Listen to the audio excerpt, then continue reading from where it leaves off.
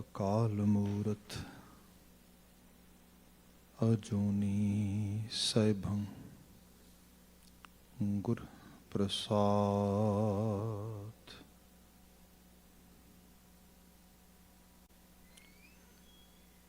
ਸੱਜਣ ਸੱਚਾ ਪਾਤਸ਼ਾਹ ਸਿਰ ਸ਼ਾਹਾਂ ਦੇ ਸ਼ਾਹ, ਜਿਸ ਪਾਸ ਬੈਠਿਆਂ ਸੋਹੀ ਹੈ ਸਭਨਾ ਦਾ ਵਿਸਾਹ। ਸਤਿਨਾਮ ਵਾਹਿਗੁਰੂ ਸਾਹਿਬ ਜੀਓ। ਮਾਝ ਮਹਲਾ ਤੀਜਾ।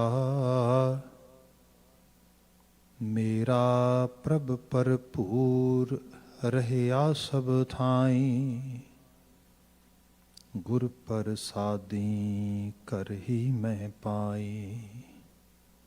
ਮੇਰਾ ਪ੍ਰਭ ਭਰਪੂਰ ਰਹਿਆ ਸਭ ਥਾਈਂ, ਗੁਰ ਪ੍ਰਸਾਦੀ ਕਰਹੀ ਮੈਂ ਪਾਈ।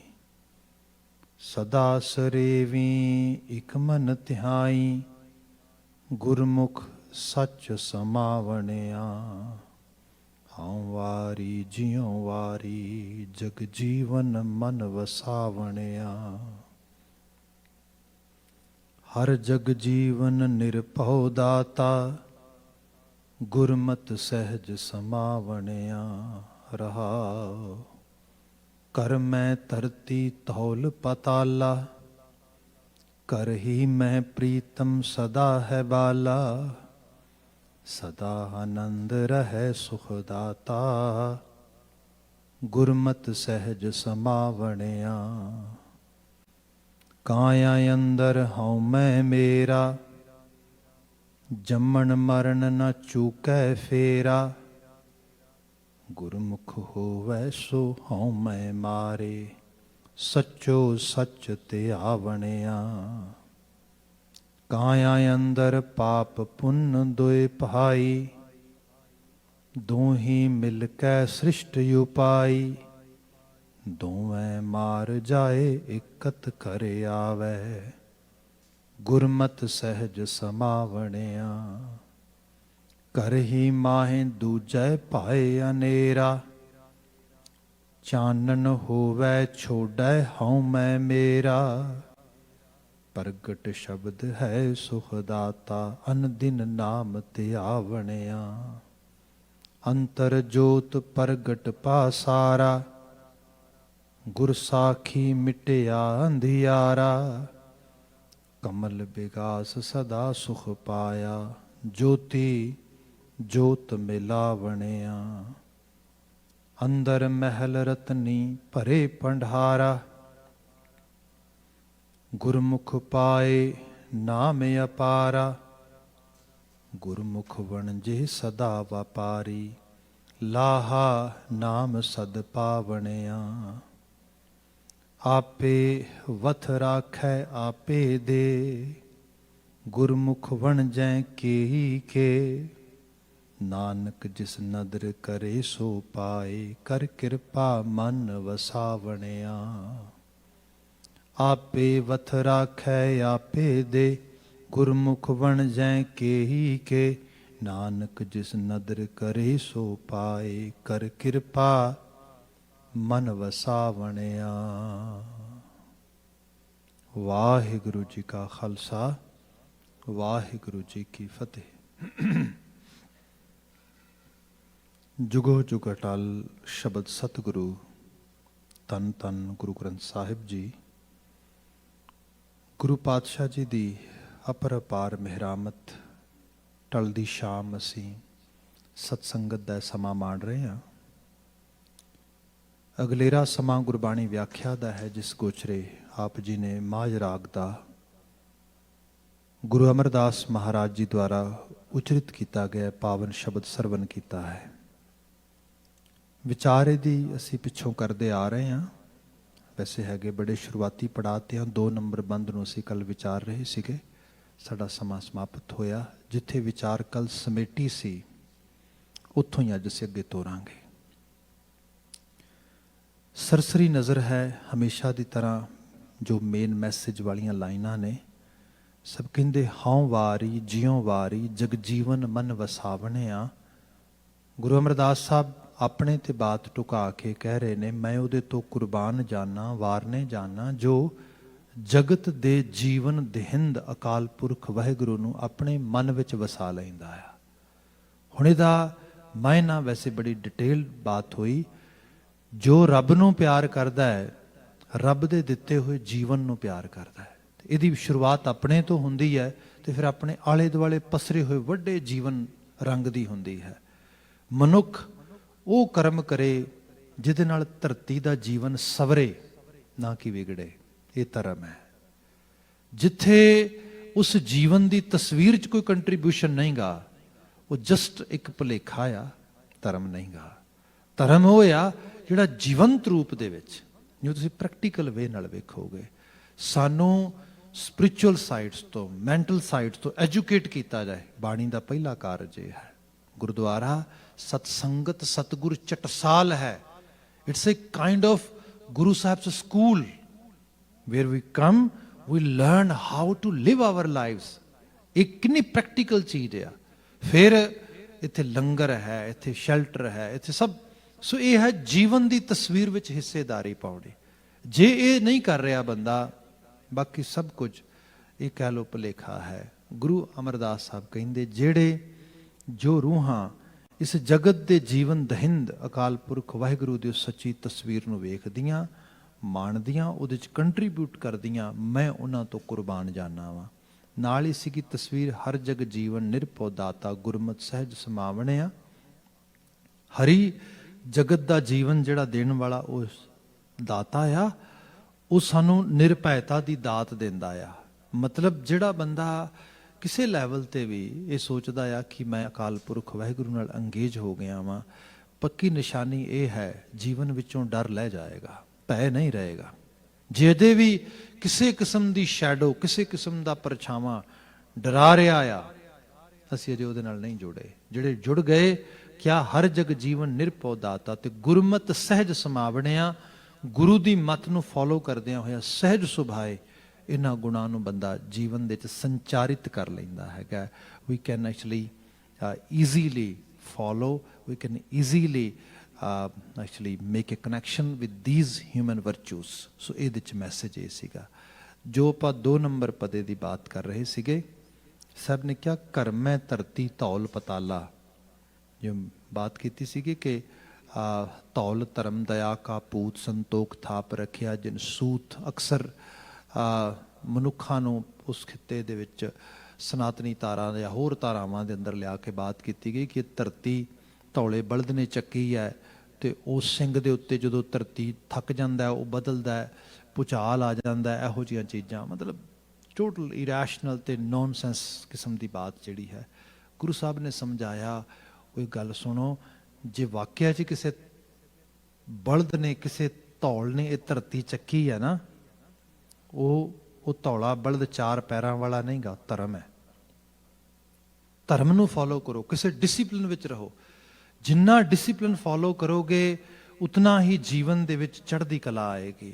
ਸੋ ਇਹ ਕਹਿ ਲਓ ਪੂਰੀ ਕਾਇਨਾਤ ਕਿਸੇ ਇੱਕ ਡਿਸਿਪਲਿਨ ਨੂੰ ਫੋਲੋ ਕਰ ਰਹੀ ਹੈ। ਜਿਵੇਂ ਧਰਤੀ ਹੈ ਆਪਣੇ ਆਰਬਿਟ ਵਿੱਚ ਵੀ ਘੁੰਮ ਰਹੀ ਹੈ, ਸੂਰਜ ਦੇ ਦੁਆਲੇ ਵੀ ਘੁੰਮ ਰਹੀ ਹੈ। ਤੁਸੀਂ ਦੇਖੋ ਸਾਰਾ ਤਾਰੇ ਸਿਆਰੇ ਸਭ ਗਰਦਿਸ਼ 'ਚ, ਹਰ ਚੀਜ਼ ਹਰਕਤ 'ਚ ਆ। ਬੰਦਾ ਵੀ ਜੀਵਨ ਵਿੱਚ ਮੂਵ ਕਰਦਾ ਆ, ਕੁਝ ਵੀ ਕਿਸੇ ਪਾਸੇ ਨੂੰ। ਸਾਡੀ ਮੂਵਮੈਂਟ ਹੀ ਹੈ ਸਾਰੀ। ਤੇ ਉਸ ਮੂਵ ਦੇ ਵਿੱਚ ਕੀ ਤੁਸੀਂ ਕੰਟਰੀਬਿਊਟ ਕਰ ਰਹੇ ਹੋ ਜਾਂ ਤੁਸੀਂ ਡਿਸਟਰੈਕਸ਼ਨ ਕ੍ਰੀਏਟ ਕਰ ਰਹੇ ਹੋ? ਇਹਨੂੰ ਦੇਖੋ। ਜਿੱਥੇ ਡਿਸਟਰਬੈਂਸ ਤੇ ਡਿਸਟਰੈਕਸ਼ਨ ਹੋ ਰਹੀ ਹੈ, ਭਾਵੇਂ ਆ ਸਰੀਰ ਦਾ ਸਿਸਟਮ ਹੀ ਹੈ, ਖਾਣ ਪਾਣ ਰਹਿਣ ਸਹਿਣ, ਇਹਨੂੰ ਠੀਕ ਕਰ। ਧਰਮ ਹੈ ਪਹਿਲਾ। ਫਿਰ ਇਹਦੇ ਨਾਲ ਜਿਹੜੀ એનર્ਜੀ ਆ ਰਹੀ ਇਹਨੂੰ ਚੈਨਲਾਈਜ਼ ਕਰ। ਐਸੇ ਕੰਮ ਕਰ ਜਿਹਦੇ ਨਾਲ ਤੇਰਾ ਭਲਾ ਹੋਏ, ਤੇਰੇ ਆਲੇ ਦੁਆਲੇ ਦਾ ਭਲਾ ਹੋਏ। ਬੜਾ ਸਾਫ਼ ਧਰਮ ਹੈ। ਹੋਰ ਮੈਨੂੰ ਗੁਰੂ ਅਰਜਨ ਸਾਹਿਬ ਦੇ ਸ਼ਬਦਾਂ 'ਚ ਕਹਾਂ, ਸਰਬ ਧਰਮ ਮੈਂ ਸ੍ਰੇਸ਼ਟ ਧਰਮ, ਹਰ ਕੋ ਨਾਮ ਜਪ ਨਿਰਮਲ ਕਰਮ। ਭਾਈ ਸਭ ਤੋਂ ਸ੍ਰੇਸ਼ਟ ਧਰਮ, when we go naturally market to buy anything, and if our pocket allows us, we always try to buy best of the best. If my pocket is allowing me, then why I go for anything actually cheap? I will buy superior actually level, superior thing. ਸੋ ਇੱਥੇ ਮਹਾਰਾਜ ਨੇ ਬਾਤ ਕੀਤਾ ਕਿ ਜੇ ਤੁਸੀਂ ਧਰਮ ਤੇ ਸਭ ਤੋਂ ਸੁਪੀਰੀਅਰ ਧਰਮ ਫੋਲੋ ਕਰਨਾ ਹੈ ਨਾ, ਫਿਰ ਮੇਰੇ ਕੋਲ ਆਓ, ਮੈਂ ਤੁਹਾਨੂੰ ਕਰਾਉਣਾ ਹੈ। ਸਰਬ ਧਰਮ ਮੈਂ ਸ੍ਰੇਸ਼ਟ ਧਰਮ ਕਿਹੜਾ ਹੈ ਜੀ? ਹਰ ਕੋ ਨਾਮ ਜਪ, ਅਕਾਲ ਪੁਰਖ ਵਾਹਿਗੁਰੂ ਦੀ ਹੋਂਦ ਦਾ ਅਹਿਸਾਸ ਸੁਰਤ 'ਚ ਉਤਾਰੋ। ਇਸ ਤੋਂ ਵਧੀਆ ਕੋਈ ਧਰਮ ਦੀ ਪ੍ਰੈਕਟਿਸ ਨਹੀਂ ਹੋ ਸਕਦੀ, ਨਾਮ ਜਪਣਾ। ਨਿਰਮਲ ਕਰਮ, ਕੰਮ ਐਸੇ ਕਰੋ ਜਿੰਨੀ ਮਰਜ਼ੀ ਰੌਸ਼ਨੀ ਵਿੱਚ, ਦਿਨ ਦੇ ਦੁਪਹਿਰ ਦੇ ਵਿੱਚ ਵੀ ਸਾਡੇ ਕੀਤੇ ਹੋਏ ਕਰਮਾਂ ਤੇ ਕੋਈ ਨਜ਼ਰ ਮਾਰੇ ਨਾ, ਉਹਦੇ 'ਚ ਮੈਲ ਨਾ ਹੋਏ, ਬਿਲਕੁਲ ਟੋਟਲ ਬੰਦਾ ਜਿਹੜਾ ਆ ਪਿਓਰ ਹੋ ਜਾਏ, ਸ਼ੁੱਧ ਹੋ ਜਾਏ। ਸੋ ਇਸ ਕਿਸਮ ਦੀ ਬਾਤ ਆ, ਇਹ ਧਰਮ ਦਾ ਰਾਹ ਹੈ। ਇੱਥੇ ਕਿਹਾ ਕਰਮ ਹੈ ਧਰਤੀ ਧੌਲ ਪਤਾਲਾ, ਜਿਹੜਾ ਇਹ ਸਾਰੇ ਪਾਤਾਲ ਤੇ ਸਭ ਧਰਤੀ ਦਾ ਆਸਰਾ ਧਰਮ ਆ ਧੌਲ, ਉਹ ਮੇਰੇ ਘਰ ਵਿੱਚ ਆ ਗਿਆ, ਮੈਨੂੰ ਸਮਝ ਆਈ, ਮੇਰੀ ਸੁਰਤ ਨੇ ਉਹਨੂੰ ਪਕੜ ਲਿਆ।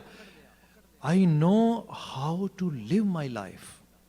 That kind of actually sense I have inside. ਇਹ ਹੈ ਘਰ ਮੈਂ ਧੌਲ ਘਰ ਮੈਂ ਧਰਤੀ ਧੌਲ ਪਤਾਲਾ, ਘਰ ਹੀ ਮੈਂ ਪ੍ਰੀਤਮ ਸਦਾ ਹੈ ਬਾਲਾ। ਬਾਲਾ ਕਹਿੰਦੇ ਨੇ ਜਵਾਨ ਨੂੰ। ਗੁਰਬਾਣੀ ਨੇ ਕਿਹਾ ਗੁਰਮੁਖ ਬੂਢੇ ਕਦੇ ਨਾਹੀਂ ਜਿਨ੍ਹਾਂ ਅੰਤਰ ਸੁਰਤ ਗਿਆਨ। ਬੰਦੇ ਦਾ ਸਰੀਰ ਜਿਹੜਾ ਆ ਇੱਕ ਸਰਟਨ ਏਜ ਤੱਕ ਤੇ ਵੱਧਦਾ ਆ, ਫਿਰ ਉਸ ਤੋਂ ਬਾਅਦ ਇੱਕ ਜਗ੍ਹਾ ਤੇ ਉਹ ਖੜ ਜਾਂਦਾ ਆ, ਫਿਰ ਉਹ ਘਟਣਾ ਸ਼ੁਰੂ ਹੋ ਜਾਂਦਾ ਆ। ਤੇ ਇਹ ਅਸੀਂ ਦੇਖਦੇ ਹਾਂ, ਜਿਵੇਂ ਹੀ ਤੁਸੀਂ ਇਹਦੇ ਬਾਰੇ ਸੁਣਿਆ ਵੀ ਹੋਏਗਾ, ਮਿਡਲ ਏਜ ਸਿੰਡਰਮ ਆ ਗਿਆ ਹੈਗਾ, 40 ਸਟ੍ਰੈਸਰਸ ਆ ਗਿਆ ਹੈਗਾ, 50 ਜਿਹੜਾ ਹੈਗਾ ਆ ਉਹ ਡਾਊਨਵਰਡ ਆ ਗਿਆ। ਇਸ ਕਿਸਮ ਦੇ ਏਜ ਨਾਲ ਲੋਕਾਂ ਰਿਲੇਟਡ ਕਰਕੇ ਚੀਜ਼ਾਂ ਐਵੇਂ ਦੀਆਂ ਕਹਿ ਕੁਹਾ ਕੇ, ਤੇ ਇਹ ਸਾਰੀਆਂ ਚੀਜ਼ਾਂ ਕੀ ਨੇ ਕਿ ਬੰਦਾ ਜਿਵੇਂ ਜੀਵਨ ਦੀ ਦਹਲੀਜ਼ ਦੇ ਵਾਸਤੇ ਅੱਗੇ ਵੱਧ ਰਿਹਾ, ਈਵਨ ਜਵਾਨੀ ਦੀ ਦਹਲੀਜ਼ ਤੇ ਖੜੇ ਹੋਏ ਬੰਦੇ ਨੂੰ ਇਹ ਡਰ ਲੱਗ ਰਿਹਾ, ਓਹੋ ਇਹ ਤਾਂ ਸਮਾਂ ਲੰਘ ਜਾਣਾ, ਉਹ ਉਹਨੂੰ ਇੰਜੋਏ ਨਹੀਂ ਕਰ ਰਿਹਾ, ਬਲਕਿ ਉਸ ਨੂੰ ਹੋਰ ਜ਼ਿਆਦਾ ਪਕੜਨ ਦੀ ਟਰਾਈ ਕਰ ਰਿਹਾ ਹੈਗਾ। ਤੇ ਇੱਕ ਕੁਦਰਤ ਦੀ ਖੇਡ ਆ। ਸਰੀਰ ਆ, ਸਰੀਰ ਦੇ ਜਿਹੜੇ ਰੰਗ ਅੰਗ ਨੇ ਸਾਰੇ, ਇਹ ਵਕਤ ਦੇ ਨਾਲ ਉਸੇ ਤਰੀਕੇ ਢਲਦੇ ਲੱਗੇ ਜਾਣਗੇ। ਬਾਬਾ ਫਰੀਦ ਜੀ ਨੇ ਬਿਆਨ ਕੀਤਾ ਸੀ, ਫਰੀਦਾ ਜੋਬਨ ਜਾਂਦੇ ਨਾ ਡਰਾਂ। ਸਭ ਤੋਂ ਵੱਡਾ ਡਰ ਬੰਦੇ ਨੂੰ ਹੁੰਦਾ ਵੀ ਜਵਾਨੀ ਨਾ ਮੇਰੀ ਚਲੀ ਜਾਏ, ਮੇਰੀ ਉਮਰ ਨਾ ਆ ਜਾਏ ਕਿਤੇ, ਮੈਂ ਢਲ ਨਾ ਜਾਵਾਂ। ਉਹ ਕਹਿੰਦੇ ਜੋਬਨ ਜਾਂਦੇ ਨਾ ਡਰਾਂ, ਜੇ ਸ਼ੌਹ ਪ੍ਰੀਤ ਨਾ ਜਾਏ। ਜੇ ਮੇਰੀ ਸ਼ੌਹ ਨਾਲ ਬਾਣੇ ਆਵੇ, ਮੈਨੂੰ ਜਵਾਨੀ ਦੇ ਜਾਣ ਦਾ ਵੀ ਕੋਈ ਡਰ ਨਹੀਂ ਹੈਗਾ। ਹੂ ਕੇਅਰ। ਜ਼ਬਾਨ ਜਿਹੜਾ ਹੈਗਾ ਜੀਵਨ ਆਖਰਕਾਰ ਸਰੀਰ ਨੇ ਹੌਲੀ ਹੌਲੀ ਉਸ ਪਾਸੇ ਵਧਣਾ ਆ। ਇਹਨੂੰ ਅਸੀਂ ਇਸ ਤਰ੍ਹਾਂ ਵੀ ਬਿਆਨ ਕਰਦੇ ਹਾਂ, ਜਿਹੜੇ ਟ੍ਰਾਂਜੀਸ਼ਨਲ ਪੀਰੀਅਡਸ ਹੁੰਦੇ ਨੇ ਨਾ, we have to understand. Gurbani ਨੇ ਤੇ ਬਹੁਤ ਸੁੰਦਰ ਢੰਗ ਨਾਲ ਬਿਆਨ ਕੀਤਾ ਹੈ। ਮਹਾਰਾਜ ਬਿਆਨ ਕਰ 10 ਬਾਲਤਨ 20 ਰਵਣ 30 ਕਾ ਸੁੰਦਰ ਕਹਾਵੈ, 40 ਪੁਰ ਹੋਏ 85 ਪੱਗ ਖੀਸੇ 60 ਕੋ ਬੁਢੇਪਾ ਆਵੈ, ਭਾਈ 70 ਕਾ ਮਤਹੀਨ 80 ਕਾ ਵਿਵਹਾਰ ਨਾ ਪਾਵੈ। ਬਿਲਕੁਲ ਤੂੰ ਦੇਖ 10 ਸਾਲਾਂ ਦੀ ਅਰਬਲਾ ਨਾਲ ਬਿਆਨ ਕੀਤਾ। ਐਕਚੁਅਲੀ ਪੂਰਾ ਡੈਕੇਡ ਦੀ ਗੱਲ ਨਾ ਕੀਤੀ ਜਾਏ, ਇੱਕ ਟਾਈਮ ਪੀਰੀਅਡ ਆ। ਸਪੋਜ਼ ਜਦੋਂ ਪਹਿਲੇ 10 ਸਾਲ ਨੇ, ਅੱਜ ਕੱਲ੍ਹ ਤੇ ਥੋੜ੍ਹੀ ਜਿਹੜੀ ਪੁਬਰਟੀ ਹੈਗੀ ਅਰਲੀ ਆ ਜਾਂਦੀ ਹੈਗੀ ਹੈ, ਤੇ ਇਸ ਕਰਕੇ ਉਹਦੇ ਤੋਂ ਘਟ ਗਿਆ ਥੋੜਾ ਟਾਈਮ। ਉਹ ਸਮਾਂ ਉਹ ਆ ਬਾਲਤਨ, ਜਦੋਂ ਬੰਦਾ ਇਹੋ ਜਿਹੇ ਕੰਮ ਕਰਦਾ ਆ ਜਿਹੜੇ ਚਾਈਲਡਿਸ਼ ਹੁੰਦੇ ਨੇ, ਐਕਸੈਪਟੇਬਲ ਨੇ, ਕਿਉਂਕਿ ਏਜ ਹੀ ਇਹੋ ਜਿਹੀ, ਸਮਝ ਹੀ ਇੰਨੀ ਕੁ ਹੈਗੀ ਹੈ। ਸੋ ਇਹ ਇਸ ਰੂਪ ਵਿੱਚ ਐਕਸੈਪਟ ਕੀਤਾ ਜਾ ਸਕਦਾ ਹੈ। ਪਰ ਜਿਵੇਂ ਹੀ ਬੰਦਾ ਉਸ ਏਜ ਤੋਂ ਅਗਲੇ ਪੜਾਅ ਚਾਰ ਲਿਆ, ਅਰਲੀ ਟੀਨ ਜਾਂ ਟੀਨ ਏਜ ਵਾਲੇ ਪਾਸੇ, ਕੈਨੇਡੀਅਨ ਕਲਚਰ 'ਚ ਅਸੀਂ ਕੈਨੇਡੀਅਨ ਟੀਨਸ ਦੀ ਗੱਲ ਕਰਦੇ ਹਾਂ। ਕੈਨੇਡੀਅਨ ਟੀਨਸ ਐਵੇਂ ਕਰਦੇ, ਫਿਰ ਦੇਰ ਤੱਕ ਜਾਗਦੇ ਆ, ਫਿਰ ਦੇਰ ਤੱਕ ਸੁੱਤੇ ਰਹਿੰਦੇ ਆ, ਸਾਰਾ ਇਸ ਕਿਸਮ ਦੇ ਨਾਲ। ਮੈਨੂੰ ਯਾਦ ਆ, a few years back I was listening CBC radio program, and around 1 o'clock the host was calling, if you are under 18 then call us, tell us what kind of stress are you feeling nowadays। ਤੇ ਉਹ ਕੋਈ ਕਾਲ ਨਹੀਂ ਆਈ, ਕੋਈ 3-4 minute ਨਿਕਲ ਗਏ ਤੇ ਕਾਲ ਆਈ, ਤੇ ਉਹ ਕਹਿੰਦੇ ਵੀ I think that one lady is calling us but she is claiming she is not 18, under 18। ਤੇ ਉਹ ਕਹਿੰਦੇ ਵੀ ਉਹ ਜਦੋਂ ਕਾਲ ਕਰਕੇ ਉਹਨੇ ਗੱਲ ਕੀਤੀ, ਉਹ ਕਹਿੰਦੀ ਨਾ your program is too early, I am mom of a actually under 18 and my 18 is just sleeping। ਉਹ ਅਜੇ ਸੋ ਰਿਹਾ ਹੈਗਾ, ਤੁਸੀਂ ਦੁਪਹਿਰ ਦੇ 1 ਵਜੇ ਬੜੀ ਅਰਲੀ ਪ੍ਰੋਗਰਾਮ ਕਰ ਦਿੱਤਾ, ਥੋੜਾ ਲੇਟ ਕਰੋ ਨਾ, 4 ਵਜੇ ਉੱਠੇਗਾ। ਕਲਚਰ ਡਿਵੈਲਪ ਹੋ ਗਿਆ। ਉਸ ਕਲਚਰ ਦੇ 'ਚ ਇਹੋ ਜਿਹੀਆਂ ਚੀਜ਼ਾਂ ਜਿਹੜੀਆਂ ਨੇ ਉਹਨਾਂ ਨੂੰ ਕਿਹਾ ਕਿ ਹਾਂ ਇਹ ਐਕਸੈਪਟੇਬਲ ਇਸ ਤਰੀਕੇ ਦੇ ਨਾਲ। ਹਕੀਕਤ ਇਹ ਹੈ 20 ਰਵਣ ਰਵਣ ਦਾ ਸਮਾਂ ਉਹ ਹੈ ਜਦੋਂ ਹਾਰਮੋਨ ਬੜੇ ਹਾਇਰ ਸਪੀਡ ਤੇ ਜਿਹੜਾ ਹੈਗਾ, ਜਿਹੜਾ ਇੱਕ ਤਰ੍ਹਾਂ ਦਾ ਰਾਕਟ ਲਾਂਚਿੰਗ ਹੋ ਰਹੀ ਉਹਨਾਂ ਦੀ, ਉਹਦੇ ਅੰਦਰ ਜੇ ਕਿਤੇ ਕਿਸੇ ਕਿਸਮ ਦੇ ਡਿਸਪਲਿਨਰੀ ਵੇ ਦੇ ਨਾਲ ਬੰਦਾ ਉਹਨਾਂ ਨੂੰ ਕੰਟਰੋਲ ਕਰ ਲੇ ਤੇ ਉਹ એનર્ਜੀ ਜਿਹੜੀ ਹੈ ਤੁਹਾਨੂੰ ਕਿਤੇ ਦੀ ਕਿਤੇ ਲੈ ਜਾਏਗੀ। ਉਹੀ ਸਮਾਂ ਆ ਜਦੋਂ ਬੰਦਾ ਆਪਣੇ ਕਿਸੇ ਚੀਜ਼ ਵਾਸਤੇ ਪੈਸ਼ਨੇਟ ਹੁੰਦਾ ਆ, ਕੈਰੀਅਰਸ ਬਿਲਡ ਕਰਦਾ ਆ, ਇੱਕ ਵੱਡੇ ਲੈਵਲ ਤੇ ਆਪਣੀ ਜ਼ਿੰਦਗੀ ਦਾ ਇੱਕ ਮਰਾਤਬਾ, ਇੱਕ ਰੁਤਬੇਦਾਰੀ ਸੈੱਟ ਕਰਨ ਵਾਲੇ ਪਾਸੇ ਤੁਰਦਾ ਆ। ਸੋ ਇਹ ਟ੍ਰਾਂਜੀਸ਼ਨਲ ਪੀਰੀਅਡ, ਘਰ ਦਾ এনवायरमेंट ਉਵੇਂ ਦਾ ਹੋਏ, ਸਾਡੀਆਂ ਸਾਂਝਾਂ ਉਵੇਂ ਦੀਆਂ ਹੋਣ, ਸਾਡਾ ਆਲੇ ਦੁਆਲੇ ਦਾ ਮਾਹੌਲ, ਸਭ ਚੀਜ਼ਾਂ ਉਸੇ ਕਿਸਮ ਦੀ ਚੀਜ਼ ਆ ਜਾਏ।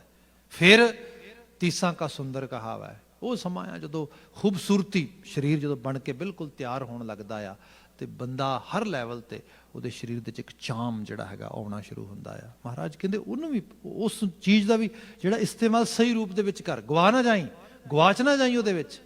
ਤੇ ਫਿਰ ਐਸਾ ਵੀ ਹੈ, ਐਸਾ ਵੀ ਨਾ ਹੋਏ ਕਿ ਉਹਦੇ ਜਿਤਨਾ ਗਵਾਚ ਜਾਏ ਸਾਰੀ ਉਮਰ ਉਹੀ ਲੱਭਦਾ ਰਹੇ। ਕਈ ਵਾਰ ਇਹ ਵੀ ਹੁੰਦਾ। ਮਹਾਰਾਜ ਨੇ ਕਿਹਾ ਨਾ, ਜੋ ਬਨ ਜਾਂਦੇ ਨਾ ਡਰਾਂ ਜੇ ਸ਼ਹੁ ਪ੍ਰੀਤ ਨਾ ਜਾਏ। ਕੋਈ ਗੱਲ ਨਹੀਂ, ਜਵਾਨੀ ਹੈ, ਜੇ ਇੱਕ ਲੈਵਲ ਤੇ ਸਮਾਂ ਆਏਗਾ ਬਤੀਤ ਹੋ ਜਾਏਗੀ, ਪਰ ਮੇਰੀ ਸ਼ਹੁ ਨਾਲ ਪ੍ਰੀਤ, ਜੀਵਨ ਦੇ ਅਸਲ ਪਸਾਰੇ ਨੂੰ ਫੜਾ। ਬਾਕੀ ਜਿਹੜੀ ਏਜ ਆ, ਲੋਕੀ ਕਹਿੰਦੇ ਇਟਸ ਏ ਨੰਬਰ, ਲੋਕੀ ਕਹਿੰਦੇ ਕਿ ਜਿਹੜਾ ਸਮਾਂ ਆ, ਸਰੀਰ ਆ, ਇਹਦੇ 'ਚ ਫਿਰ ਜਿਵੇਂ ਮੈਂ ਕਿਹਾ ਟ੍ਰਾਂਜੀਸ਼ਨਲ ਪੀਰੀਅਡ ਨੇ ਚੇਂਜਸ ਕਰਨੇ।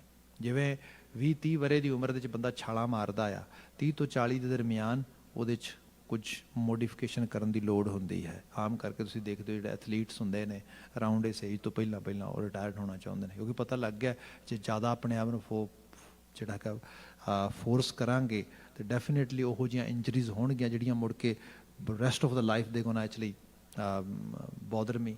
ਜਿਵੇਂ ਕੋਈ ਗਿੱਟੇ ਗੋਟੇ ਮੁੜ ਗਏ ਉਸ ਤਰੀਕੇ ਦੇ ਨਾਲ, ਜਿਵੇਂ ਟੈਨਿਸ ਐਲਬੋ ਵਾਲੀ ਬਾਤ ਹੁੰਦੀ ਹੈ, ਜਾਂ ਜਿਹੜਾ ਹੈਗਾ ਆ ਰਨਿੰਗ ਨੀਜ਼ ਵਾਲੀਆਂ ਗੱਲਾਂ ਹੁੰਦੀਆਂ ਨੇ। ਇਸ ਕਿਸਮ ਦੀਆਂ ਚੀਜ਼ਾਂ ਜਿਹੜੀਆਂ ਨੇ ਉਹ ਦਰਦ ਕਰਦੀਆਂ। ਫਿਰ ਇਸ ਲਈ ਥੋੜ੍ਹਾ ਜਿਹਾ ਉਸ ਲੈਵਲ ਤੇ ਬਦਲਾਅ ਲਿਆਂਦਾ ਜਾਏ। 40 ਪੁਰ ਹੋਏ, ਜਦੋਂ 40 ਦੇ ਦਹਾਕੇ ਕ੍ਰਾਸ ਕਰ ਗਿਆ, ਉਦੋਂ ਤੇ ਬੰਦੇ ਨੂੰ ਫਿਰ ਬਹੁਤ ਜ਼ਿਆਦਾ ਆਪਣੀ ਫੂਡ ਤੇ ਧਿਆਨ ਦੇਵੇ, ਫੂਡ ਇਨਟੇਕ ਖਿਆਲ ਕਰੇ ਸਭ ਚੀਜ਼ਾਂ ਦੇ, ਕਿਉਂਕਿ ਹੁਣ ਜੇ ਵੇਟ ਗੇਨ ਕਰ ਗਿਆ ਕੁਛ ਚੀਜ਼ਾਂ, it's not easy to actually come out of that. 85 ਪੱਗ ਖੀਸੇ, ਜਦੋਂ 40 ਤੋਂ 50 ਹੁਣ ਪੈਰ ਪਿੱਛੇ ਪੈਣਾ ਸ਼ੁਰੂ ਹੋ ਗਿਆ। ਹੁਣ ਅੱਖਾਂ ਨੂੰ ਚਸ਼ਮਾ ਚਾਹੀਦਾ। ਹੁਣ ਐਕਚੁਅਲ ਲੈਵਲ ਤੇ ਕੰਨਾਂ 'ਚ ਥੋੜ੍ਹੀ ਥੋੜ੍ਹੀ ਆਵਾਜ਼ ਜਿਹੜੀ ਹੈ ਉਹ ਡਿਫਰੈਂਟ ਕਿਸਮ ਦੀ ਆਉਣੀ ਸ਼ੁਰੂ ਹੋ ਗਈ ਹੈ। ਹੁਣ ਨੀਂਦ ਥੋੜ੍ਹੀ ਡਿਸਟਰੈਕਟ ਹੋਣੀ ਸ਼ੁਰੂ ਹੋ ਗਈ ਹੈ। ਡਾਈਜੈਸਟਿਵ ਸਿਸਟਮ ਇਸ਼ੂ ਕਰ ਰਿਹਾ ਹੈਗਾ। ਬਲੱਡ ਵਰਕ ਦੇ ਨਾਲ ਕਾਲ ਆਉਂਦੀ ਹੈ ਡਾਕਟਰ ਦੀ, ਫੈਮਿਲੀ ਡਾਕਟਰ ਦੀ, ਹੁਣ ਤੇ ਭਾਈ ਥੋੜ੍ਹਾ ਜਿਹਾ ਪ੍ਰੋਬਲਮ ਚੱਲ ਰਹੀ ਹੈ, ਸਾਰਾ ਕੁਝ ਬਾਰਡਰ ਲਾਈਨ ਤੇ ਆ ਰਿਹਾ, ਕੰਟਰੋਲ ਯੋਰਸੈਲਫ। ਸੋ ਇਹੋ ਜਿਹੀਆਂ ਚੀਜ਼ਾਂ ਜਿਹੜੀਆਂ ਨੇ। ਫਿਰ 60 ਕੋ ਬੁਢੇਪਾ ਆਵੇ, 60 ਕ੍ਰਾਸ ਕਰ ਗਿਆ, ਹੁਣ ਪਹਿਲੀ ਤਰ੍ਹਾਂ ਪੌੜੀਆਂ ਟੱਪ ਟੱਪ ਕੇ ਨਾ ਚੜੀ। ਯੂ ਨੈਵਰ ਨੋ, ਜੇ ਕਿਤੇ ਕੋਈ ਹੱਡੀ ਬੂਨ ਟੁੱਟ ਗਈ ਨਾ, ਉਹ ਜੁੜਨੀ ਨਹੀਂ ਮੁੜ ਕੇ, ਚੇਤੇ ਰੱਖੀ। ਫਿਰ 90 ਕਾ ਮਤਹੀਨ, ਜਦੋਂ 70 ਕਾ ਮਤਹੀਨ, ਜਦੋਂ ਉਸ ਲੈਵਲ ਤੇ ਚਲਾ ਗਿਆ, ਹੁਣ ਨੈਕਸਟ ਜਨਰੇਸ਼ਨ ਜਿਹੜੀ ਉਹ ਜਿਹੜਾ ਨਵਾਂ ਬਲੱਡ ਆ ਉਹਨੂੰ ਓਵਰਟੇਕ ਕਰਨ ਦੇ ਹੁਣ, ਕਿਉਂਕਿ ਤੇਰੀ ਜਿਹੜਾ એનર્ਜੀ ਦਾ ਲੈਵਲ ਸੀਗਾ ਆਲਮੋਸਟ ਉਹ ਜਾ ਰਿਹਾ ਹੈਗਾ। ਹਾਂ, ਪਰ ਇਹ ਸੱਚਾਈ ਹੈ, ਜੇ ਤੂੰ ਕਰਤਾਰੀ ਰੰਗ 'ਚ ਰੰਗਿਆ ਨੇ, ਆਪਣੇ ਆਪ ਨੂੰ ਸਾਰੇ ਲੈਵਲ ਤੇ ਬਰਕਰਾਰ ਰੱਖੇ ਤੇ ਸੋਚ ਦਾ ਲੈਵਲ ਹੋ ਰਹੇ, ਫਿਰ ਤੇਰੇ ਅੰਦਰ ਦਾ ਜਿਹੜਾ ਜਵਾਨ ਆ, ਜਿਹੜਾ ਅੰਦਰ ਤੇਰੀ ਉਹ ਸਪਿਰਿਟ ਆ, ਉਹ ਹਾਈ ਲੈਵਲ ਤੇ ਰਹੇਗੀ। ਗੁਰੂ ਬਾਬਾ ਜੀ ਨੇ ਉਹਦੀ ਬਾਤ ਕੀਤੀ। ਮਹਾਰਾਜ ਕਹਿੰਦੇ ਸਰੀਰ ਬੁੱਢਾ ਹੁੰਦਾ ਹੈ, ਇਹ ਏਜਡ ਹੁੰਦਾ ਹੈ, ਸਭ ਚੀਜ਼ਾਂ ਹੁੰਦੀਆਂ, ਪਰ ਜੇ ਬੰਦੇ ਦੀ ਸਪਿਰਿਟ ਉਸ ਤਰ੍ਹਾਂ ਦੀ ਹੈ ਉਹ ਬੁੱਢੀ ਨਹੀਂ ਹੁੰਦੀ। ਇੱਥੇ ਬਚਨ ਆਇਆ ਹੈਗਾ, ਮਹਾਰਾਜ ਬਿਆਨ ਕਰਦੇ, ਕਹਿੰਦੇ ਕਿ ਘਰ ਹੀ ਮੈਂ ਪ੍ਰੀਤਮ ਸਦਾ ਹੈ ਬਾਲਾ। ਉਹ ਪ੍ਰੀਤਮ, ਉਹ ਸੱਚ ਵੀ ਸਾਡੇ ਅੰਦਰ ਬੈਠਾ, ਪ੍ਰੀਤ ਕਰਨ ਵਾਲਾ ਅਕਾਲ ਪੁਰਖ ਵਾਹਿਗੁਰੂ ਦਾ ਸਾਰ ਤੱਤ ਜਿਹਨੂੰ ਸਪਿਰਿਟ ਕਹਿ ਰਿਹਾ ਮੈਂ, ਉਹ ਹਮੇਸ਼ਾ ਬਾਲਾ ਆ, ਹਮੇਸ਼ਾ ਜਵਾਨ ਆ, ਸਦਾ ਆਨੰਦ ਰਹੇ ਸੁਖ ਦਾਤਾ, ਗੁਰਮਤਿ ਸਹਿਜ ਸਮਾਵਣਿਆ। ਫਿਰ ਇਹੋ ਜੀ ਜਿਹੜੀ ਰੂਹ ਆ, ਇਹੋ ਜਿਹਾ ਜੀਵਨ ਆ, ਉਹ ਸਦਾ ਆਨੰਦ ਰਹੇ ਸੁਖ ਦਾਤਾ, ਹਮੇਸ਼ਾ ਸੁਖ ਦਾਤੇ ਦੀ ਛਾਇਆ ਦੇ ਵਿੱਚ ਉਹ ਆਨੰਦਮਈ ਜੀਵਨ ਮਾਣਦਾ ਹੈਗਾ। ਗੁਰਮਤਿ ਸਹਿਜ ਸਮਾਵਣਿਆ, ਫਿਰ ਦੁਹਰਾ ਕੇ ਕਿਹਾ ਕਿ ਗੁਰੂ ਦਾ ਰਾਹ ਆ, ਗੁਰੂ ਦੀ ਵਿਜ਼ਡਮ ਦੇ ਨਾਲ ਹੀ ਤੁਸੀਂ ਇਸ ਰਾਹ ਨੂੰ ਈਜ਼ੀਲੀ ਫੋਲੋ ਕਰ ਸਕਦੇ ਹੈਗੇ ਹੋ।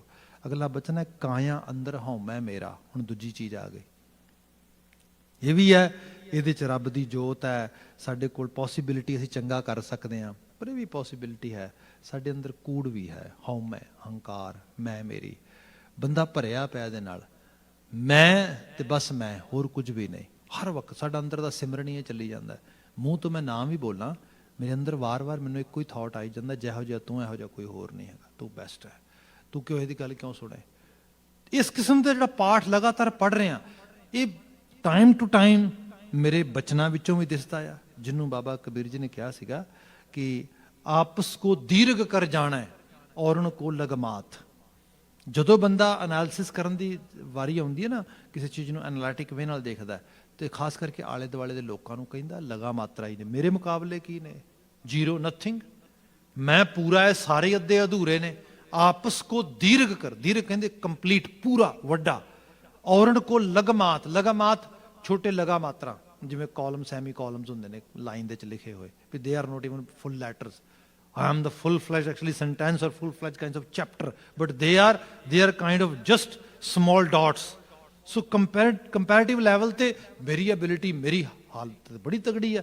ਆਪਸ ਕੋ ਦੀਰਘ ਕਰ ਜਾਰਨ ਔਰਨ ਕੋ ਲਗਮਾਤ, ਮਨਸਾ ਬਾਚਾ ਕਰਮ ਨਾ ਮੈਂ ਦੇਖੇ ਦੋਜ਼ਕ ਜਾਤ। ਤੇ ਇਹ ਚੀਜ਼ ਬਚਨ ਕਰਕੇ ਹੋਏ, ਗੱਲਾਂ ਕਰਕੇ, ਇਹ ਚੀਜ਼ ਮਨ ਦੀ ਦੁਨੀਆ ਵਿੱਚ ਹੋਏ, ਇਹ ਦੁਨੀਆ ਇੱਕ ਕਰਮ ਦੀ ਦੁਨੀਆ ਵਿੱਚ ਕਿਤੇ ਵੀ ਹਉਮੈ ਹਉਮੈ ਹੈ। ਅਜੇ ਬੰਦਾ ਬੋਲਦਾ ਨਹੀਂਗਾ, ਉਵੇਂ ਕਰਕੇ ਵਿਖਾਉਂਦਾ ਵੀ ਨਹੀਂ, ਬਾਡੀ ਲੈਂਗੁਏਜ ਵੀ ਨਹੀਂ, ਪਰ ਮਨ ਵਿੱਚ ਕਿਤੇ ਪਈ ਹੈ ਉਹ ਚੀਜ਼। ਇਹਨੂੰ ਸਰਲ ਭਾਵ ਵਿੱਚ ਬਿਆਨ ਕਰਦਾ। ਇਹ ਮੇਰੇ ਪਿਛਲੇ ਕੁਝ ਮਹੀਨੇ ਪਹਿਲਾਂ ਕੋਈ ਡਿਸਕਸ ਹੋ ਰਿਹਾ ਸੀ ਕੇਸ ਮੇਰੇ ਨਾਲ, ਤੇ ਉਹ ਬੱਚਾ ਸੀਗਾ, ਤੇ ਉਹ ਬੜਾ ਪੋਲਾਈਟ, ਬੜਾ ਓਬੀਡੈਂਟ, ਤੇ ਬੜਾ ਉਸ ਤਰੀਕੇ ਨਾਲ ਫੈਮਿਲੀ ਦੇ ਵਿੱਚ ਸਟੂਡੈਂਟ ਆਇਆ, ਇੱਥੇ ਪੜ੍ਹ ਰਿਹਾ ਫੈਮਿਲੀ ਦੇ ਕੋਲ। ਪਰ ਮੁਸ਼ਕਿਲ ਇਹ ਬਣ ਗਈ ਹੈ ਕਿ ਉਹਦੀ ਇੱਕ ਤੇ ਨੀਂਦ ਨਹੀਂ ਠੀਕ ਹੈਗੀ, ਦੂਸਰੇ ਨੰਬਰ ਤੇ ਸਟੱਡੀ ਦੀ ਜਿਹੜੀ ਹੈ ਪ੍ਰੋਬਲਮ ਆ ਰਹੀ ਹੈ, ਤੇ ਤੀਜਾ ਉਹਨੂੰ ਐਨਗਜ਼ਾਇਟੀ ਇਤਨੀ ਵੱਧ ਰਹੀ ਹੈ ਕਿ ਉਹਨੂੰ ਗੋਲੀਆਂ ਖਾਣੀਆਂ ਪੈ ਰਹੀਆਂ ਨੇ। ਉਹ ਫੈਮਿਲੀ ਕਹੇ ਵੀ ਸਮਥਿੰਗ ਇਜ਼ ਨਾਟ ਰਾਈਟ। ਬੱਚੇ ਨੂੰ ਦੇਖੋ, ਇਹ ਬੱਚਾ ਬੜਾ ਪਿਆਰਾ ਆ, ਬੜਾ ਚੰਗਾ ਆ, ਇੰਨਾ ਪਿਆਰ ਕਰਦੇ ਆ ਅਸੀਂ ਸਭ ਕੁਛ ਇਸ ਤਰੀਕੇ ਨਾਲ। ਖੈਰ ਬਾਕੀ ਸਾਰੀਆਂ ਰਿਪੋਰਟਸ ਵਗੈਰਾ ਦੇਖੀਆਂ ਗਈਆਂ ਸਭ ਕੁਛ, ਤੇ ਉਹ ਜੋ ਸਾਰੀ ਬਾਤ ਦੇਖੀ ਗਈ ਨਾ, ਐਕਚੁਅਲ ਲੈਵਲ ਤੇ ਜਿਹੜਾ ਉਹਦਾ ਨੈਚੁਰਲ ਬਿਹੇਵੀਅਰ ਆ ਉਹ ਨਹੀਂ ਉਹ ਜੀ ਰਿਹਾ ਉੱਥੇ। ਨੈਚੁਰਲ ਬਿਹੇਵੀਅਰ ਉਹਦਾ ਇਹ ਹੈ ਕਿ ਉਹ ਟੋਟਲੀ ਵਾਈਲਡ ਆ, ਉਹ ਬੜਾ ਜਿਹਨੂੰ ਕਿਹਾ ਜਾਏ ਕਿ ਬੜਾ ਜਿਹੜਾ ਆ ਰਫ ਬੋਲਦਾ ਆ, ਉਹ ਬੜਾ ਵਾਈਲਡ ਬਿਹੇਵ ਕਰਦਾ ਆ, ਆਪਣੀ ਮਰਜ਼ੀ ਦਾ ਮਾਲਕ ਆ, ਉਹ ਕਿਸੇ ਦੀ ਪਰਵਾਹ ਨਹੀਂ ਕਰਦਾ। ਹੁਣ ਉਹ ਕਿਉਂਕਿ ਉਹਨੂੰ ਇੱਕ ਵੱਖਰੇ ਹਾਊਸ ਹੋਲਡ ਸੈਟਿੰਗ 'ਚ ਰਹਿਣਾ ਪੈ ਰਿਹਾ, ਉਹਨਾਂ ਦੇ ਸਾਹਮਣੇ ਪਹਿਲੇ ਦਿਨ ਤਸਵੀਰ ਜਿਵੇਂ ਬਣ ਗਈ ਵੀ ਇਹ ਤੇ ਬੜਾ ਪੋਲਾਈਟ ਆ, ਇਹ ਤੇ ਬੜਾ ਓਬੀਡੈਂਟ ਆ, ਹੁਣ ਉਹਨੂੰ ਕਰਨਾ ਪੈ ਰਿਹਾ ਕਿਉਂਕਿ ਕਾਰਨ ਹੈ ਵੀ ਉਹਨੇ ਤੇ ਕਿਕ ਆਊਟ ਕਰ ਦੇਣਗੇ।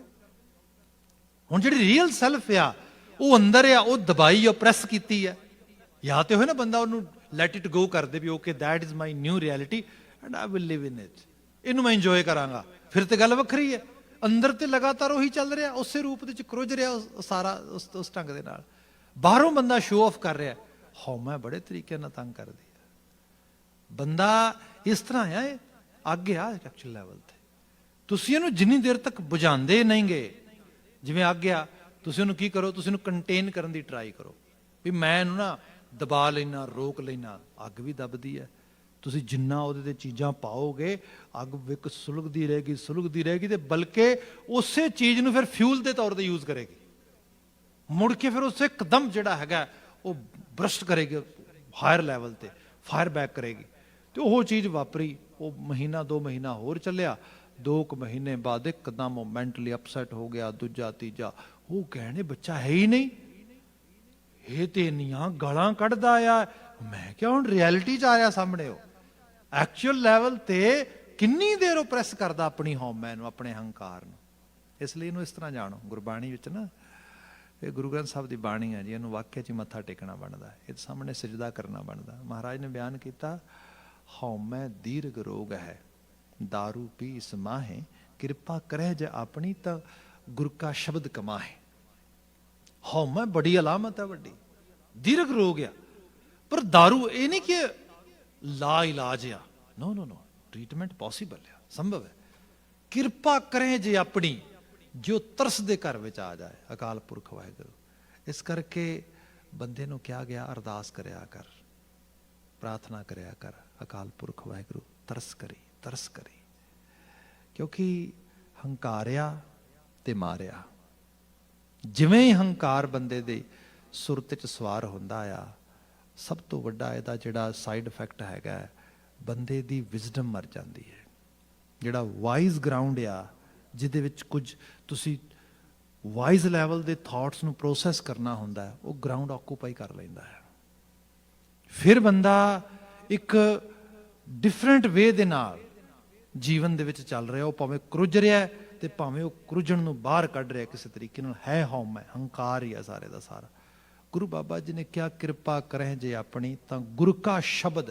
ਹੁਣ ਗੁਰੂ ਕਾ ਸ਼ਬਦ ਕਮਾਉਣਾ ਇਹ ਕੀ ਹੈ?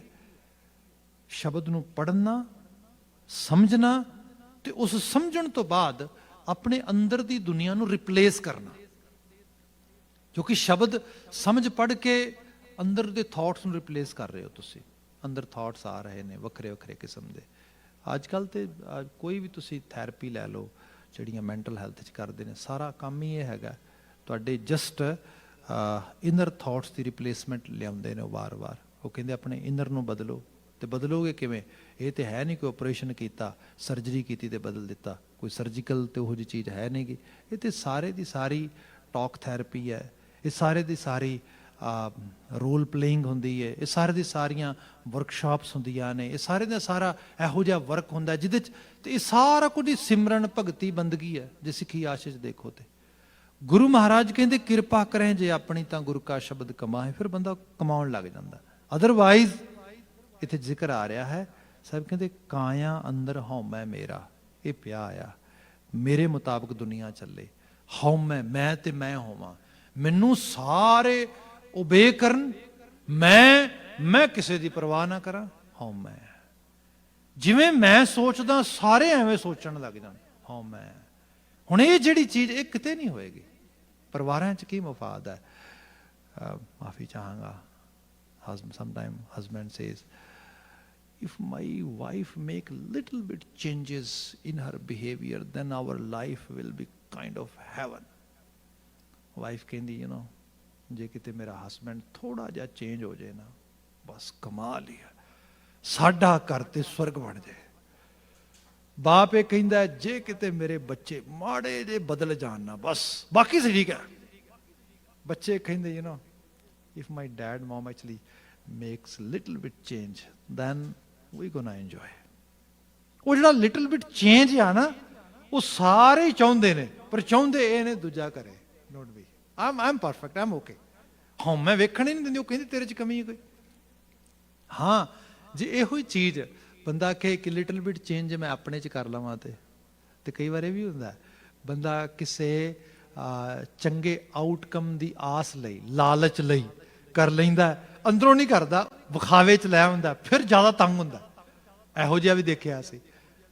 ਬੰਦਾ ਹੈ ਉਹ ਕਹਿੰਦਾ, ਮੈਨੂੰ ਕਿਹਾ ਗਿਆ ਕਿ ਥੈਰੇਪਿਸਟ ਦੁਆਰਾ ਕਿ ਤੂੰ ਨਾ ਆਪਣੀ ਵਾਈਫ ਦੀ ਹੈਲਪ ਕਰਿਆ ਕਰ, ਫਿਰ ਘਰ ਦਾ ਮਾਹੌਲ ਠੀਕ ਰਹੇਗਾ।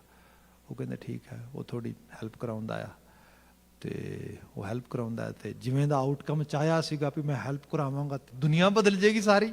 ਕਿਵੇਂ ਬਦਲ ਜਾਏਗੀ?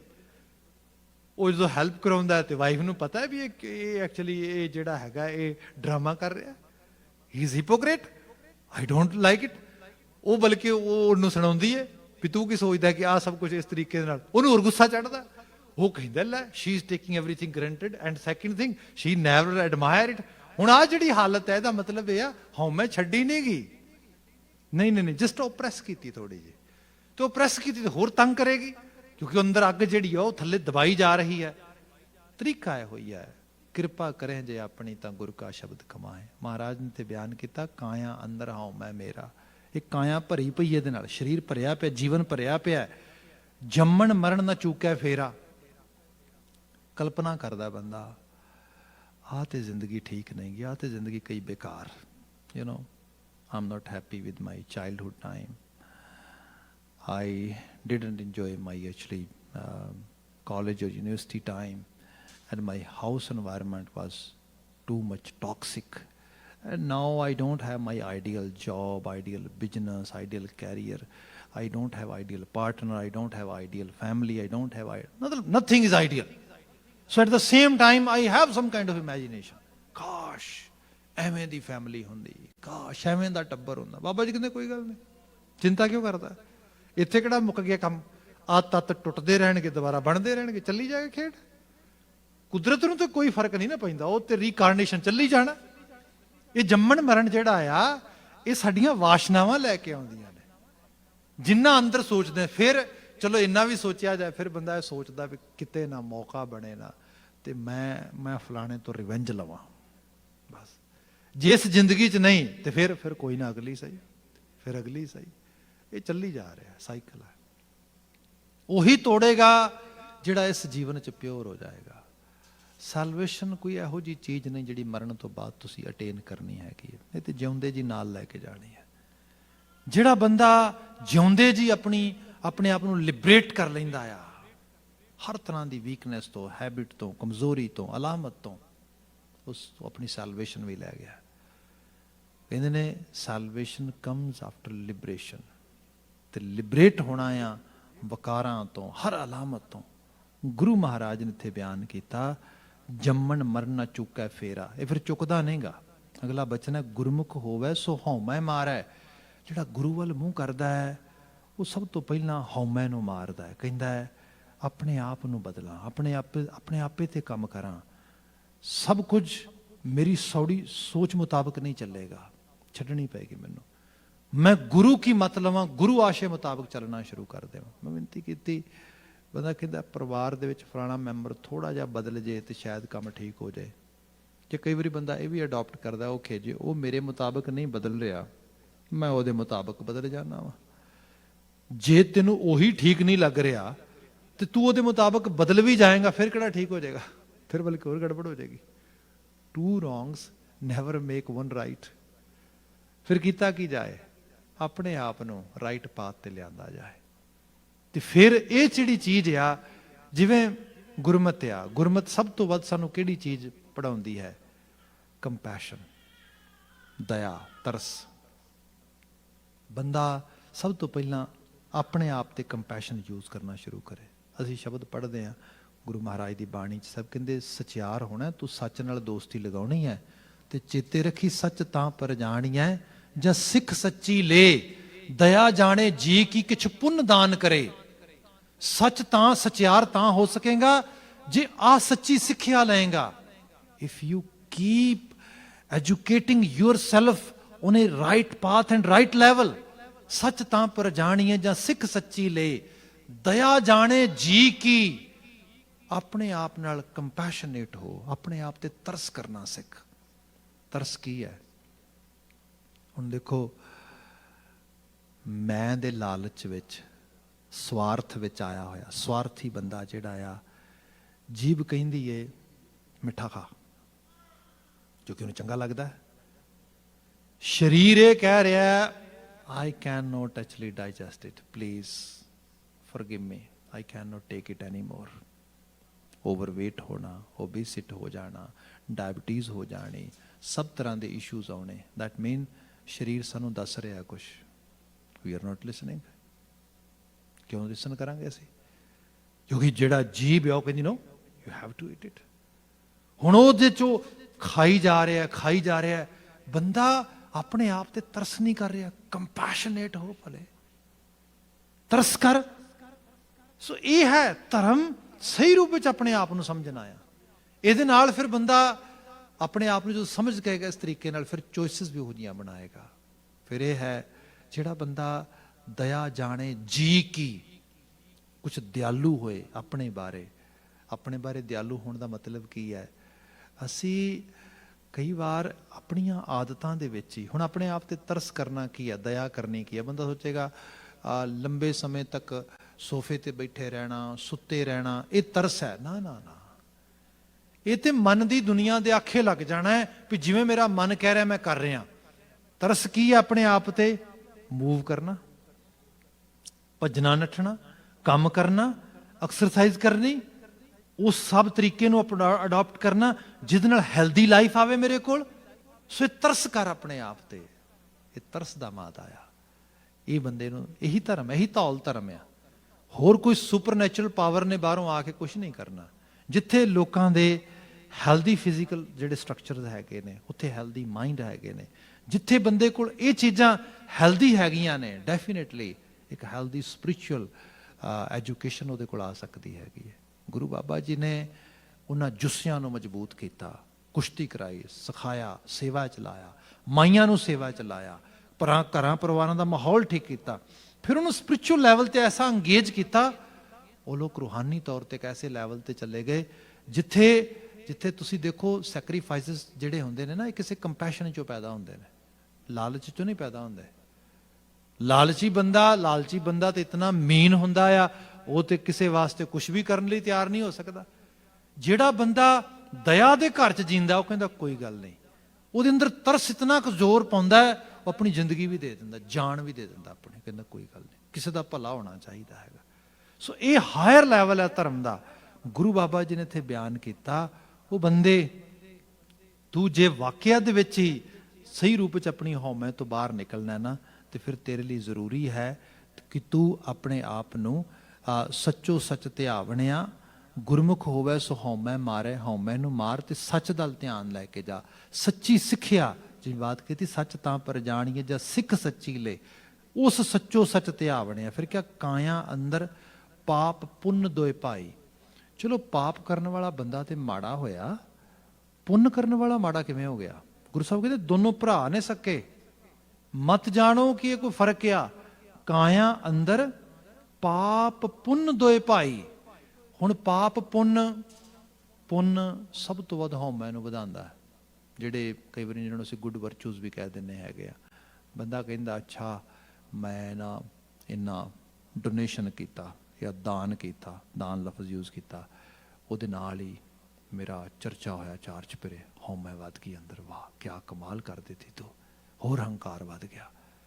ਹੁਣ ਉਹ ਜਿਹੜੀ ਹਾਲਤ ਆ, ਉਹਦੇ ਨਾਲ ਅੰਦਰ ਦੀਆਂ ਬਹੁਤ ਸਾਰੀਆਂ ਖਾਮੀਆਂ ਤੇ ਕਮੀਆਂ ਉਹਨਾਂ ਨੂੰ ਜਸਟੀਫਾਈ ਕਰ ਲਏਗਾ। ਕੀ ਹੋਇਆ, ਸ਼ਰਾਬ ਹੀ ਪੀਣਾ ਨਾ, ਮੈਂ ਦਾਨ ਕਿਹਨਾਂ ਦੇਣਾ ਵਾ, ਠੀਕ ਹੈ। ਮੈਂ ਕੀ ਹੋਇਆ, ਉਹ ਮੈਂ ਥੋੜਾ ਬਹੁਤਾ ਬੱਚਿਆਂ ਨੂੰ ਗਾਲਾਂ ਹੀ ਕੱਢਦਾ ਨਾ, ਥੋੜਾ ਬਹੁਤਾ ਵਾਈਫ ਨੂੰ ਹੀ ਥੋੜਾ ਘੂਰਦਾ ਆ, ਪਰ ਮੈਂ ਸੇਵਾ ਕਿੰਨੀ ਕਰਦਾ, ਮੈਂ ਦਾਨੀ ਕਿੱਡਾ ਵੱਡਾ ਆ, ਠੀਕ ਹੈ। ਆਹ ਹੁਣ ਅਲਾਮਤ ਜਿਹੜੀ ਹੈ, ਕਿਵੇਂ ਨਿਕਲੇਗਾ ਬਾਹਰ ਇਹਦੇ ਤੋਂ? ਜਾਂ ਮੈਂ ਕੌੜਾ ਹੀ ਬੋਲਦਾ ਨਾ, ਗੁੱਸਾ ਹੀ ਕਰਦਾ ਆ, ਪਰ ਮੈਂ ਇਹ ਵੀ ਤਾਂ ਦੇਖੋ ਨਾ ਮੈਂ ਦਾਨ ਕਿੰਨਾ ਕਰਦਾ ਆ। ਪੁੰਨ ਪਾਪ ਦਾ ਹੀ ਭਰਾ ਆ, ਜਦੋਂ ਸਮਝ ਵਿੱਚੋਂ ਪੈਦਾ ਨਹੀਂ ਹੁੰਦਾ। ਜਿਹੜਾ ਸਮਝ ਦਾ ਅਮਲ ਆ, ਇਹ ਪਾਪ ਪੁੰਨ ਦੋਏ ਭਈ ਕਹਾਵਤ, ਇਹ ਕਹਾਵਤ ਹੋ ਜਾਂਦੀ ਉਹਦੇ ਵਾਸਤੇ। ਉਹ ਜੀਵਨ ਦੇ ਅਮਲ ਹੀ ਉਹ ਕਰਦਾ ਆ ਜਿਹਦੇ ਚ ਅਹੰਗ ਨਾਂ ਦੀ ਚੀਜ਼ ਹੈ ਹੀ ਨਹੀਂਗੀ, ਹੰਕਾਰ ਹੈ ਹੀ ਨਹੀਂਗਾ, ਬਾਹਰ ਆ ਗਿਆ। ਬੜੀ ਹਾਇਰ ਲੈਵਲ ਦੀਆਂ ਗੱਲਾਂ ਨੇ ਗੁਰੂ ਅਮਰਦਾਸ ਸਾਹਿਬ ਦੀਆਂ। ਸਿੱਖੀ ਦਾ ਆਈਡੀਅਲ ਜਦੋਂ ਬੰਦਾ ਪੜ੍ਹਦਾ, ਸਿਜਦੇ ਚਲਾ ਜਾਂਦਾ ਬੰਦਾ, ਕਹਿੰਦਾ ਸਿਰ ਝੁਕਾਓ ਇਹਨੂੰ। ਇੱਥੇ ਮਹਾਰਾਜ ਨੇ ਕਿਹਾ ਕਾਇਆ ਅੰਦਰ ਪਾਪ ਪੁੰਨ ਦੋਏ ਭਾਈ, ਦੋਹੀ ਮਿਲ ਕੇ ਸ੍ਰਿਸ਼ਟ ਉਪਾਈ। ਇਹ ਸਾਰੀ ਖੇਡ ਚਲਾ ਹੀ ਰਹੇ ਨੇ, ਪਾਪ ਪੁੰਨ ਮਤਲਬ ਪਾਪ ਵੀ ਮਾੜਾ ਤੇ ਪੁੰਨ ਕੰਮ। ਜੇ ਚੰਗੇ ਬੰਦੇ ਚੰਗੇ ਕੰਮ ਕਰ ਰਹੇ ਨੇ ਤੇ ਫਿਰ ਤੇ ਚੰਗਿਆਈ ਫੈਲ ਜਾਣੀ ਚਾਹੀਦੀ ਹੈ। ਤੇ ਹਾਲਤ ਇਹ ਹੈ ਜਿਹੜੇ ਚੰਗੀਆਂ ਗੱਲਾਂ ਕਰਦੇ, ਚੰਗੇ ਕੰਮ ਕਰਦੇ, ਉਹਨਾਂ ਦੇ ਘਰਾਂ 'ਚ ਚੰਗਾ ਕੁਛ ਨਹੀਂ ਵਾਪਰ ਰਿਹਾ, ਕਲਟ ਆ। ਦੈਨ ਪੀਪਲ ਥਿੰਕ ਹਾਊ ਕਮ, ਕੋਈ ਧਰਮ ਨਹੀਂ ਹੈਗਾ। ਭਾਈ ਗੱਲ ਇਹ ਹੈ, ਧਰਮ ਦੇ ਨਾਂ ਦਾ ਭੁਲੇਖਾ ਆ। ਐਕਚੁਅਲੀ ਇਹ ਲੋਕ ਜਿਹੜੇ ਨੇ, ਇਹ ਲੋਕ ਰੀਅਲ ਨੂੰ ਫੜਨ ਦੀ ਬਜਾਏ ਕਿਸੇ ਸ਼ੈਡੋ ਨੂੰ ਫੜ ਰਹੇ ਨੇ। ਮਹਾਰਾਜ ਬਿਆਨ ਕਰਦੇ ਦੋਹੀ ਮਿਲ ਕੇ ਸ੍ਰਿਸ਼ਟ ਉਪਾਈ, ਦੋਵੇਂ ਮਾਰ ਜਾਏ ਇਕੱਤ ਕਰ ਆਵੇ। ਇਹਨਾਂ ਦੋਨਾਂ ਨੂੰ ਹੀ ਕਤਲ ਕਰ ਦੇ, ਇਹ ਦੋਵੇਂ ਚੀਜ਼ਾਂ ਕੱਢ ਦੇ, ਝਾੜੂ ਮਾਰ ਦੇ। ਇਕੱਤ ਕਰ ਕੀ ਹੈ? ਸੱਚ ਤੇ ਸਿਰਫ ਸੱਚ, ਸਚਿਆਰ, nothing else, integrity. I have to follow truthfulness, otherwise I'm gonna die from spiritual side। ਤੇ ਜਦੋਂ ਬੰਦੇ ਦੀ ਸਪਿਰਿਟ ਮਰ ਜਾਂਦੀ ਹੈ ਨਾ, ਬੰਦਾ ਮਰਿਆਂ ਤੋਂ ਬੱਤਰ ਆ। ਜਿਵੇਂ ਕਿਸੇ ਤੁਸੀਂ ਮਰੀ ਹੋਈ ਬੋਡੀ ਨੂੰ ਕੈਰੀ ਕਰੋਗੇ ਤੇ ਕੀ ਆਏਗਾ? ਸੜਹਾਂਦ, ਬਦਬੂ। ਗਿਲਟ ਕੀ ਹੈ ਜਿਹੜਾ ਬੰਦੇ ਦੇ ਅੰਦਰ ਭਰਿਆ ਪਿਆ? ਬਦਬੂ ਹੈ ਅੰਦਰ ਦੀ। ਬੰਦਾ ਜਿੱਧਰ ਨੂੰ ਜਾ ਰਿਹਾ, ਬਦਬੂ ਨਾਲ ਜਾ ਰਹੀ ਹੈ। ਆਲੇ ਦੁਆਲੇ ਵਾਲੇ ਉਹਨੂੰ ਤਾਰੀਫ ਕਰਦੇ ਨੇ, ਉਹ ਮੁਸਕਰਾਉਂਦਾ ਵੀ ਹੈ, ਚੰਗਾ ਵੀ ਕਹਿੰਦਾ, ਹਾਂ ਇਸ ਤਰੀਕੇ। ਅੰਦਰੋਂ ਬੋ ਆਉਂਦੀ, ਉਹ ਕਹਿੰਦੀ ਕੁਝ ਨਹੀਂ ਚੰਗਾ ਹੈਗਾ, ਝੂਠ ਹੈ। ਲੋਕੀ ਕਹਿੰਦੇ ਤੁਸੀਂ ਤੇ ਬੜੇ ਮਹਾਂਸੁਖੀ ਬੰਦੇ ਹੋ, ਤੁਹਾਡੀ ਤੇ ਬੜੀ ਚੜ੍ਹਦੀ ਕਲਾ ਹੈ ਜੀ। ਉਹਨੂੰ ਪਤਾ ਕੋਈ ਚੜ੍ਹਦੀ ਕਲਾ ਨਹੀਂ ਅੰਦਰ ਤੇ ਬੋ ਆ। ਅੰਦਰ ਤੇ ਹਾਲਤ ਇਹ ਹੈ, ਚੈਨ ਨਹੀਂ ਆਉਂਦਾ, ਨੀਂਦ ਨਹੀਂ ਆਉਂਦੀ, ਟੋਟਲ ਮੈਡਨੈਸ ਕੈਰੀ ਕਰਕੇ ਤੁਰਿਆ ਫਿਰਦਾ ਹੈ। ਸਾਹਿਬ ਨੇ ਬਿਆਨ ਕੀਤਾ, ਮਹਾਰਾਜ ਕਹਿੰਦੇ ਦੋਵੇਂ ਮਾਰ ਜਾਏ ਇਕੱਤ ਕਰ ਆਵੇ। ਦੋਹਾਂ ਤੋਂ ਬਾਹਰ ਨਿਕਲ, ਇਕੱਤ ਕਰ, ਸਚਿਆਰ ਹੋ ਜਾਏ। ਬਸ ਗੁਰਮਤਿ ਸਹਿਜ ਸਮਾਵਣਿਆ, ਇਹ ਵਾਰ-ਵਾਰ ਰਿਪੀਟ ਹੋਏਗੇ। ਗੁਰੂ ਕੀ ਮਤ ਤੈਨੂੰ ਸਹਿਜੇ ਇਸ ਰਾਹ ਤੇ ਲੈ ਜਾਏਗੀ, ਬਸ ਉਹਦਾ ਫੋਲੋਵਰ ਹੋ ਜਾ। ਸਾਹਿਬ ਰਹਿਮਤ ਕਰਨ, ਇਹਨਾਂ ਆਲਮੀ ਵਾਕਿਆਂ ਚੋਂ ਚੰਗੇਰੀ ਪ੍ਰੇਰਨਾ ਮਿਲੇ। ਬੜੀਆਂ ਆਈਡੀਅਲ, ਬੜੀਆਂ ਉਮਦਾ ਬਚਨ ਗੁਰੂ ਸਾਹਿਬ ਬਖਸ਼ ਰਹੇ ਨੇ। ਮਹਾਰਾਜ ਤਰਸ ਕਰਨ ਸਾਡੇ ਸੁਣਨ ਵਾਲਿਆਂ ਤੇ, ਕਹਿਣ ਵਾਲਿਆਂ ਤੇ, ਤਾਂ ਕਿ ਅਸੀਂ ਇਸ ਰਾਹ ਦੇ ਰਾਗੀਰ ਹੋ ਸਕੀਏ, ਇਸ ਬਚਨਾਂ ਨੂੰ ਜੀਵਨ ਦਾ ਹਿੱਸਾ ਬਣਾ ਸਕੀਏ। ਇੱਥੇ ਸਮਾਪਤੀ ਕਹਿ ਦੇਣਾ ਜੀ। ਵਾਹਿਗੁਰੂ ਜੀ ਕਾ ਖਾਲਸਾ, ਵਾਹਿਗੁਰੂ ਜੀ ਕੀ